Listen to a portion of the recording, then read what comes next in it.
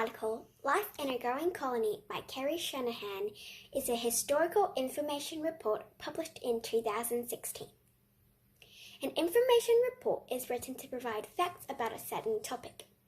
In this case, it is about the history of Australia between 1788 and 1900s, emphasising on the early settlement and how the colonies of Australia grew.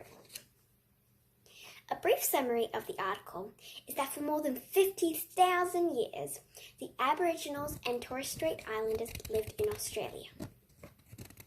However, in 1788, 11 ships which carried many Europeans came to the shores of the empty land in New South Wales. Life in Australia was about to become very different for the Aboriginal and Torres Strait Islander peoples.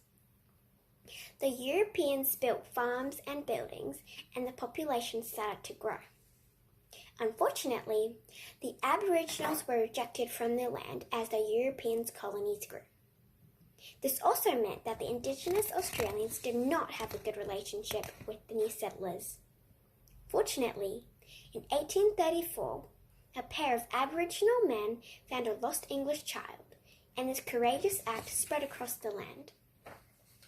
In 1851, the first gold was found in Bathurst, New South Wales, and this new discovery led many people worldwide come to Australia to join the search. As the country grew, the new settlers needed more transport, so they started to build trains.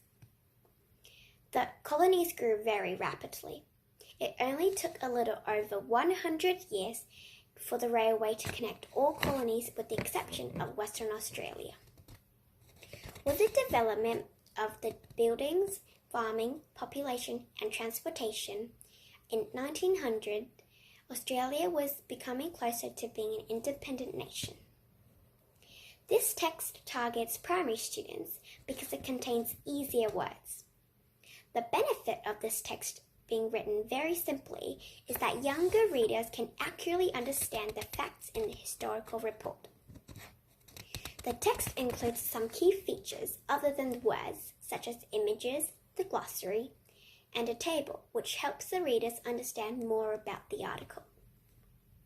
The images provide great help for the reader because it paints an exact picture of what the early settlement looked like. This allows the reader to have a deeper understanding of the context of the articles. The table also helps the readers understand the article by using visual representation of the population growth of the gold rush and which year this happens.